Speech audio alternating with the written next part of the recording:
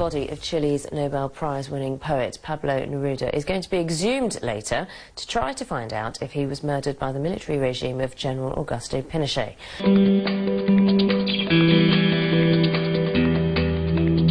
The body of Chile's Nobel Prize-winning poet Pablo Neruda is due to be exhumed in an attempt to determine the cause of his death in 1973.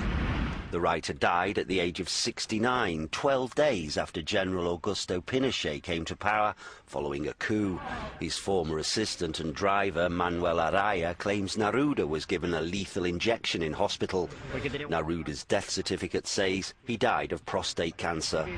I'm not sure if we'll get a result. There have been several cases like this that are still to be clarified, so we will wait the 60 or 90 days it takes for the result to come through.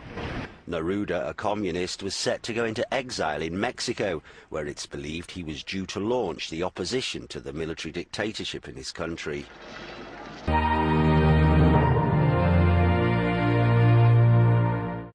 The allegation is that Neruda, a communist and an Allende supporter, was given a lethal injection to silence him before he left Chile for exile in Mexico. But his death certificate says he died of prostate cancer. No one doubts that there was a plane waiting for Pablo Neruda at the airport when he died. No one questions the existence of an injection, and the medical tests show a person in good health. He had a urinary infection and a benign tumour on his prostate according to the medical test, but he wasn't going to die.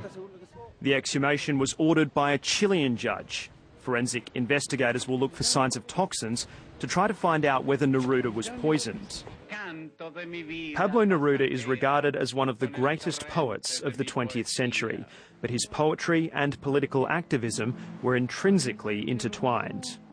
2 years ago, investigators exhumed the body of Salvador Allende. He was said to have been murdered during the coup that overthrew him, but tests showed he took his own life. It will be months before any conclusions can be drawn about Neruda's death, but after almost 40 years, Manuel Araya is willing to wait a little longer. Neruda's body was eventually buried alongside his wife close to his Isla Negra home, which now houses a museum of his works. It's here attention will focus as digging begins and his remains are exhumed in an attempt to provide some answers. This is a judicial process, and we will have to hand over our scientific and technical findings so that the judge can form his own view based on the facts of the case.